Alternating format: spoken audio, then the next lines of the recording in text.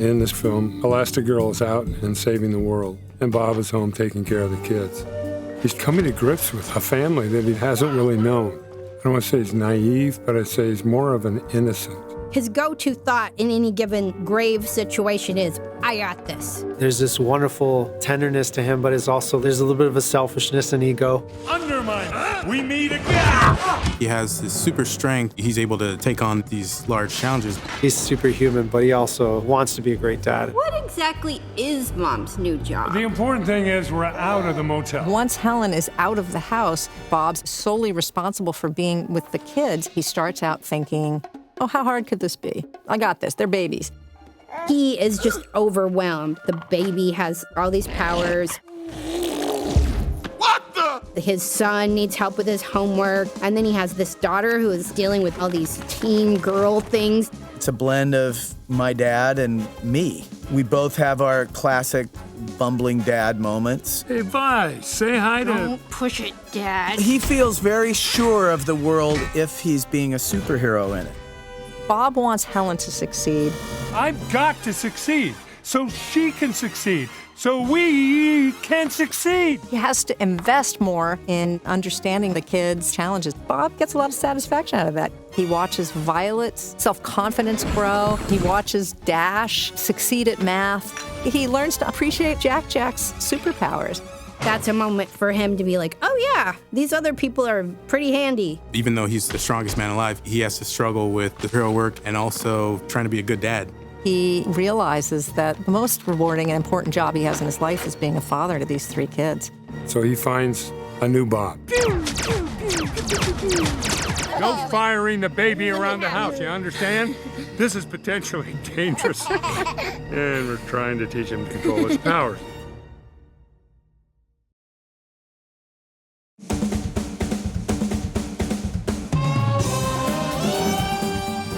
In this film, Helen is chasing criminals, rescuing people. She wants to be there for everybody. It's amazing to see Helen, doing what she does. Her moniker is Elastigirl. Elasticism allows her to do many more feats than we saw in Incredibles. I love seeing Helen take center stage. She's the first one in terms of this plan to get the supers legal again. So there's a lot riding on her shoulders. Helen is initially reluctant to return to work because she's worried about the family. What do you say? What do I say?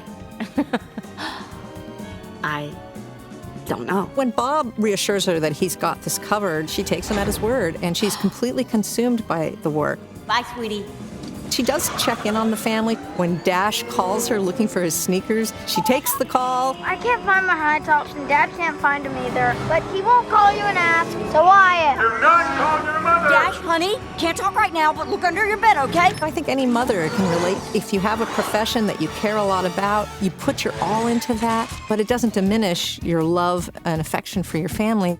I just thought it was kind of cool. What was? Fighting crime as a family. It was cool, but it's over. The world is what it is.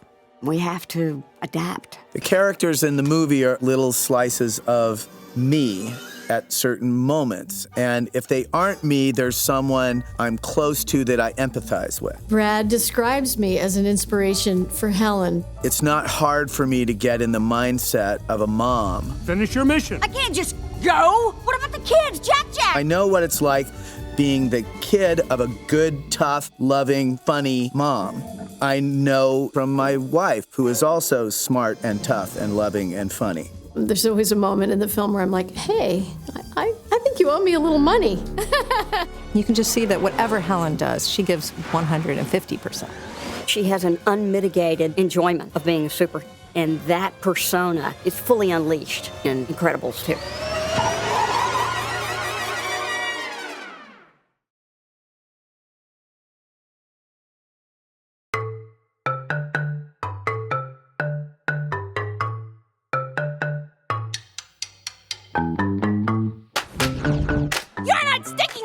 Babysitting. Her powers are force fields, and she can also become invisible. Violet is a bit of a wiseacre. Good thing we won't stand out. Wouldn't want to attract any unnecessary attention. In the last film, I felt like she was just getting her confidence, and we want to see more of that. She's also questioning things and questioning her parents. So, Mom is going out illegally to explain why she shouldn't be illegal. She's right on Bob, and he has no idea how to answer. Hey, the bus is here. Whoa! Every time they go through one of these, she's cranky, he's clueless. Every time Bob grows, Violet lets down a little bit of her defenses with her dad. And so they do become closer. You're super. She wants to grow as a person, but also as a hero.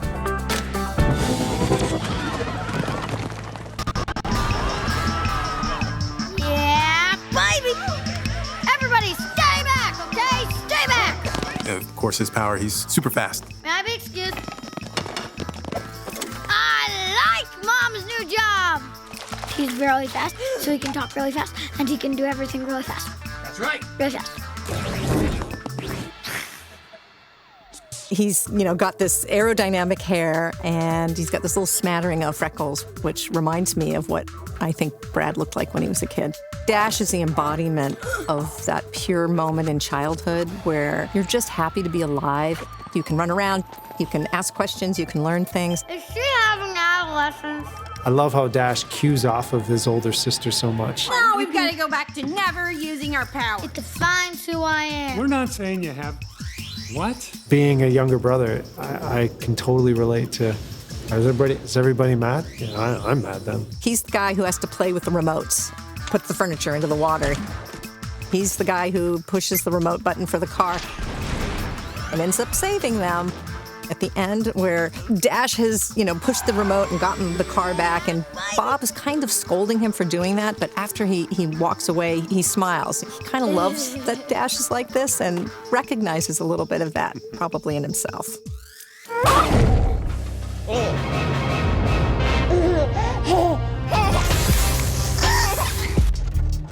I know he gets big, fire, multiplies, shoots lasers, demon.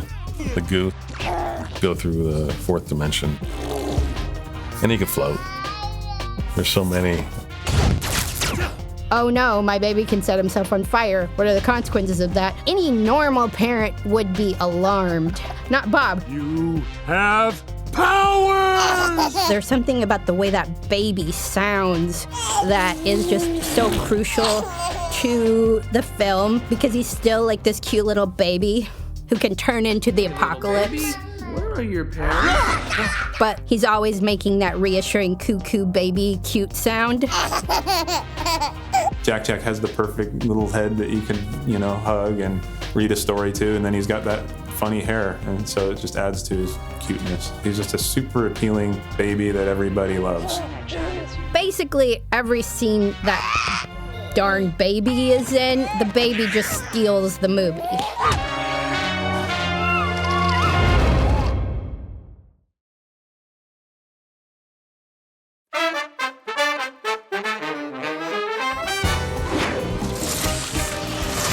Follow Frozone! Frozone is literally super cool. Frozone, for me, is this kind of normal, happy-go-lucky guy who has this really great superpower. He can change the climate and temperature of the environment that he's in. Frozone! Yeah! Not to break up a tender moment, but where are we? Is this DevTech's ship? There's two sides of him. There's the confidant, and then there's the protector. The Devils just sent me here to guard the house. He's been a longtime friend of Bob and Helen's. Suit up. It might get weird. I'll be there ASAP. He's also kind of like an uncle. Looks normal to me.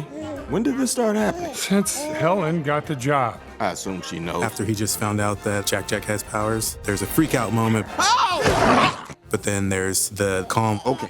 He's able to be honest with Bob and tell him, you need some help. You need some solid outside-the-box thinking. As an animator, I love getting into performances and putting myself into another character. That isn't gonna hold him long. I don't have superpowers, so I could pretend that I have ice shooting out of my hands. He has kind of like a swimmer's body. Swimmers kind of look slippery. Even the way their bodies are kind of looks like it's designed to go through water. Contrasts the shape that Frozone has with Bob's body. Did I do that? When I first saw Incredibles, I was blown away. Seeing Frozone, or just an African-American character in an animated film, it meant something to me because getting into animation, I knew based on what I studied that there weren't a whole lot of African-American animators out there. Seeing myself represented in a film, I knew if there was ever a sequel to that, I wanted to be a part of it. He's cool, calm, and collected, but there's this spirit in him that doesn't give up. He's blasting one character, he's freezing another character. He's a real strategic fighter. Well, we gotta do something, because trying to slow it down ain't working. He loves being a superhero. He's the guy who shows up when you really need him. He kind of saves the day.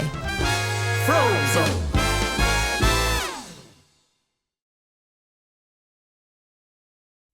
Edna is a fabulous fashion designer. She's a stylish person. Explain yourself. Edna just is, right? She's, everybody arcs around Edna. I gotta get cookies. You do not need cookies, as I learned quite painfully last night. All of her surroundings reflect her aesthetic. I design hero wear, and Elastigirl must have a new suit. Actually, it's Jack. We've designed some great new clothing. It just adds to her eccentric and lovable personality. Every time I thought of her in pants and a shirt, it was just too normal. She has that big head and then triangular body. That shape is really iconic. So I kept that silhouette, but I wanted her costume to feel sculptural. So I just started making things. She would probably think of clothing as a sculptural element.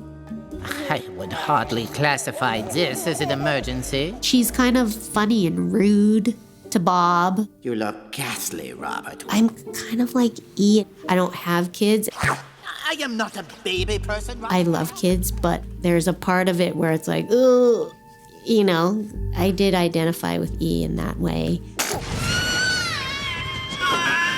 You don't think that she would have much maternal instincts, but she really takes to Jack. Oh my God. Yes.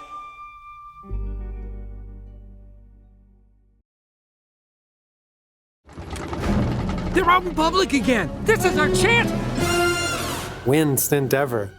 He's like a great producer. He makes things happen. Winston is the CEO of DevTech, a huge telecommunications company. Huge fan of the Supers. You could say fanboy even. Incredible. Catching the bad guys. Pow, pow, pow. Dever is a salesman, so he's very presentational and very active with his hands. He's a snappy-looking guy. Bigger than ever. Perfectly positioned to make some wrong things right. Hence, this meeting. He may come across as a bad guy when you first meet him. He gets carried away with his own ideas, which is kind of a likable flaw because we like people who are excited about something and have a plan. He wants the Supers to come out of hiding. A potential threat. Perfect. And to reclaim their place in society. It's a worthy goal. We didn't know for a while if he was going to be good or bad. We knew he would be somewhere in between, though. And so lots of effort went into finding him. We're working with Story to figure out how obviously villainous should we design him. Sketching, and we had filled 5 blackboards full of designs. And at one point, something was just not right. He had the nose, and the forehead kind of came up and over. It was very nice. It wasn't quite there. Then I thought to myself, this guy is a shark. He is a business shark. So if his nose was the most prominent thing, I suggested that we just kick back the forehead, swoop right into the hair, into the shark fin. That nose for business, that smelling blood in the water. We knew he needed to have some intensity, and we found that in his brows. They were down pointed, and he has some pointed features. And he also had to have part of his character that you could trust. His eyes actually oppose his brows. They're kinder looking, where his brows are more intense. So he's got these opposing things. I look at him and say he's sincere. Whether what he's doing is right or wrong, he believes in it. It makes him actually more real, because a real villain doesn't, you don't walk around the street and go, oh, that guy's evil, or you shouldn't. And a lot of films you go in and you go know right away who the bad guy is. It's fun to go into a film and you can't quite tell yet.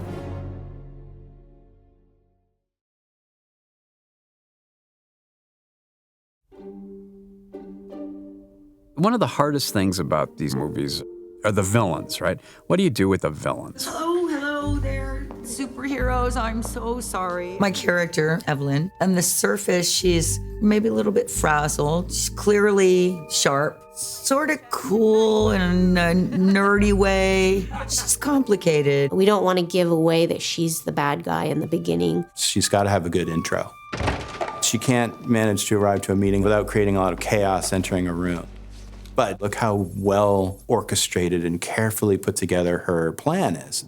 Evelyn Dever is Winston Dever's sister. She is the designer and inventor behind DevTech. We embed tiny cameras like those into your super suits. Wow, so small. And the picture is outstanding. Thanks. Designed them myself. To be able to keep her composure in front of Helen, that's good villain stuff. Hey, stretch a leg. She and her brother disagree about superheroes because they lost their parents to criminals. The brother feels that superheroes being made illegal led to their death. Father believed the world would be more dangerous without you. She was more heartbroken by her parents' death than Winston. She feels that her parents died because of an overdependence on superheroes. Superheroes keep us weak.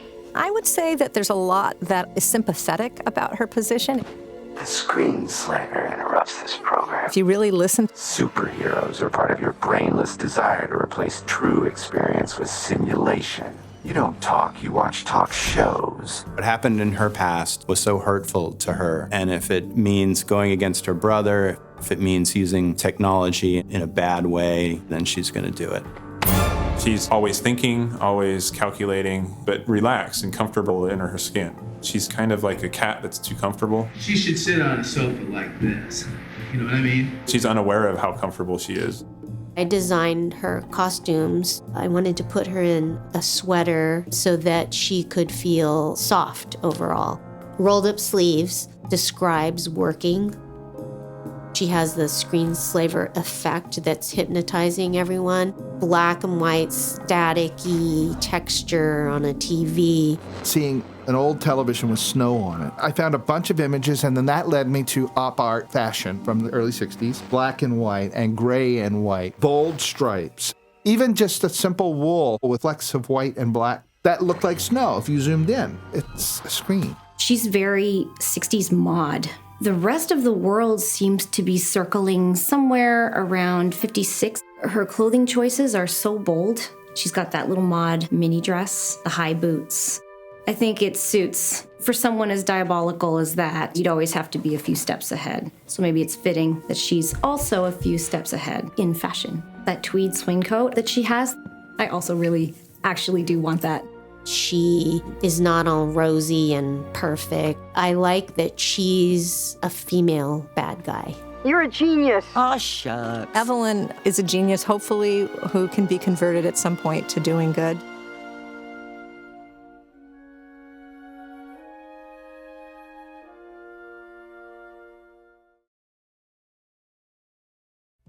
The Wannabes were a pack of up-and-coming supers. We were given a list of cool names accompanied by powers. There was no indication of gender or size.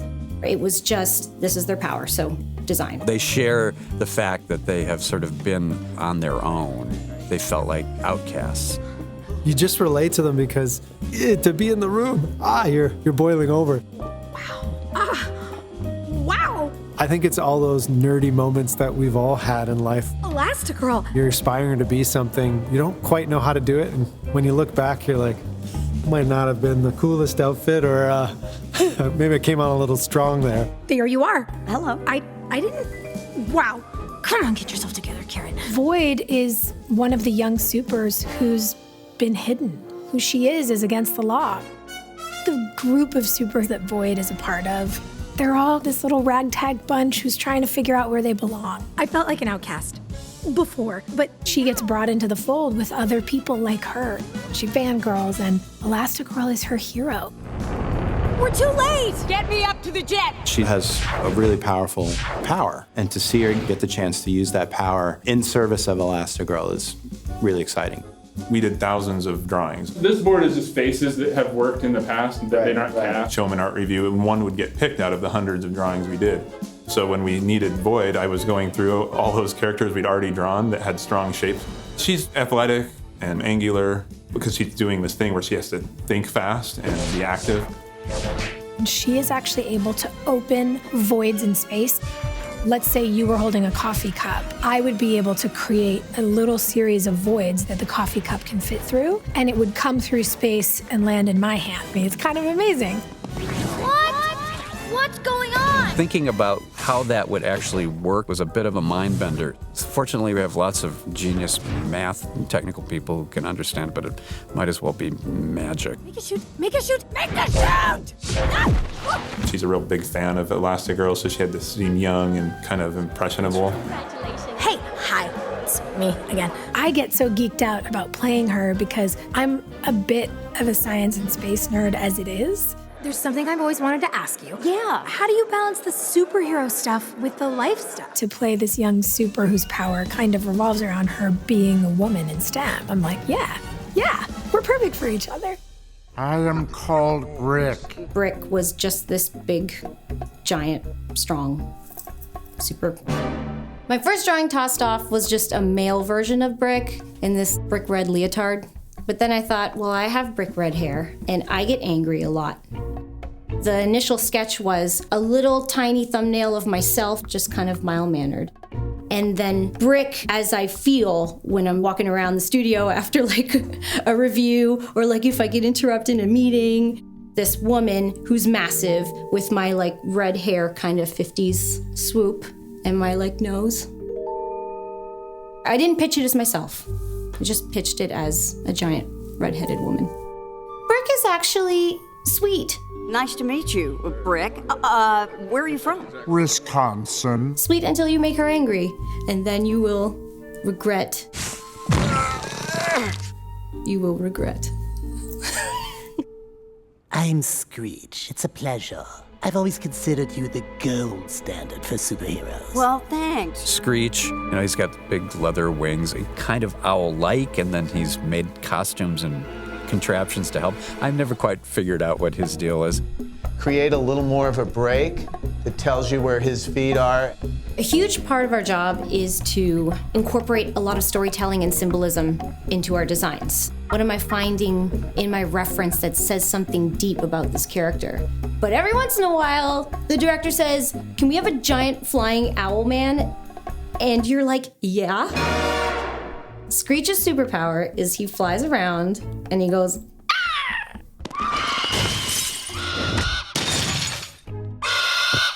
and I love the way that they can tilt their heads like this. So I was exploring a little bit of that kind of creepy. Those are fantastic and funny. I'm wondering if there's any way to get a little bit of feathery sort of ornamentation around this thing. Every single character Brad writes has Brad in them. Even Screech, when I pitched, I was like, oh yeah, I was looking at owls. Gave him these really manic eyes, but the truth is, I just kind of put Brad in there. I was like, if I just make him look really nuts, and that got an approval. I'm just like, it's because you're looking at yourself again. I just wanted him to feel creepy. That was the secret sauce. Because if you're out in the forest at night, and you hear an owl, and then they do that weird 360-degree head turn thing, that's enough. But I love that his head rotates like that. The animators are going to go insane for that. His name's Reflux. Reflux is,